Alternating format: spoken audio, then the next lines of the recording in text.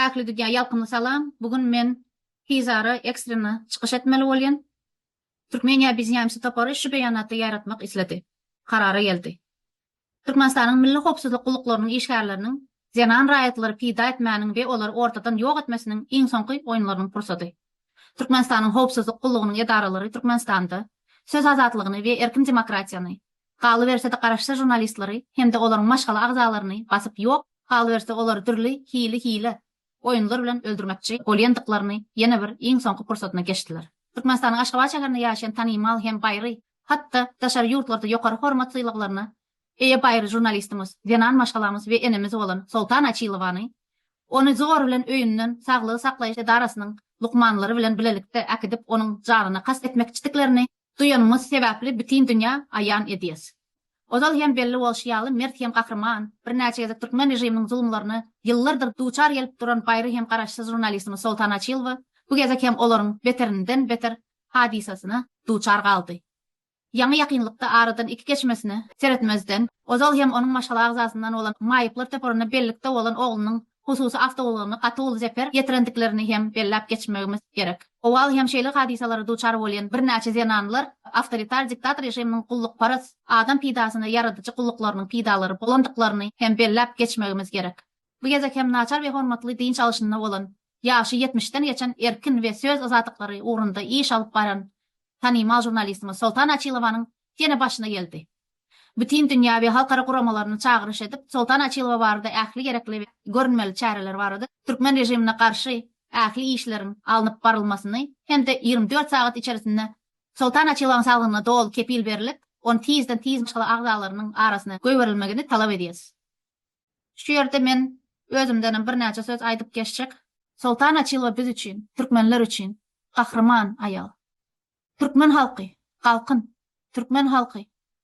Şu bir zenan sen üçin haçandan bäri göreşip otyr. Türkmen halky, nirdesin? Türkmen halky, nirdeseň sesin? Türkmen halky, men size, biz size şu wagt çagyryş edýäs. Hemmäňizem tolgunyň, hemmäňizem protest edin, hemmäňizem bize video iýerin, özüňiz çykaryp başlaň videony, özüňizem sesiňizi çykaryp başlaň. Türkmen halky, boldy şol. Bir-birden bizi eýdip etmeli däl bu haram hökmet. Biz haram hökmetden güýçlidirs. Biziň güýjimiz bar. Biz gaty giden siildirs.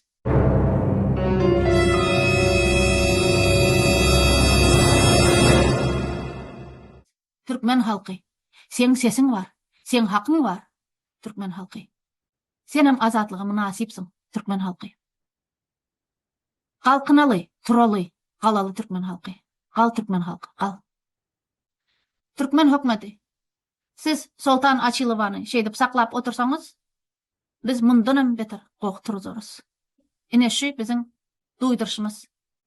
Soltan Açylowa azatlyk dilýäs. Türkmen halkyna azatlyk dilýäs. Türkmen zenanlaryna azatlyk dilýäs. Türkmen hökmeti, siz bir aýaldan gorkdyňyz. Balaňyzy sıçdyňyz türkmen hökmeti. Soltan Açylow biz üçin öz enemiz ýaly. Tohum, haram tohum. Berdimuhamedowlar, Raşid Meredow, Gowunç diýemi, Hajyýew diýemi wepa, haramlar. Hramov diýen haramzady. Hramov diýen haramzadyny birinji gömmelibiz. Şu haramzady Putiniň güjügi, şu haramzady biziň ýurdumuzy satan. Putin diýen haramzada satan. Türkmen hökmeti, Soltan Açylowa azatlyk. Türkmen hökmeti, şeýle sen zenanlar bilen göreşen bolsaň, ýurdu aç, biziň hemmämiz zenan bolup baraly. Hani göreliseň näme etjeňi? Türkmen hökmeti, sen gaty gorkak, sen hiç zat, sen Putiniň astynda oturan haram zata. Sen puçsen, sen çüýransen. Bütün tohum bolup haram gidersiňiz siz. Serdar, wagtyň barka dogry iş et. Soltan Açylowany boşat, aktivistlarymyzy boşat. Hemmesine azatlyk, türkmen halkyna, Türkmeniýamyza azatlyk. Ýurdu aç, biz bararys. Sag bolun.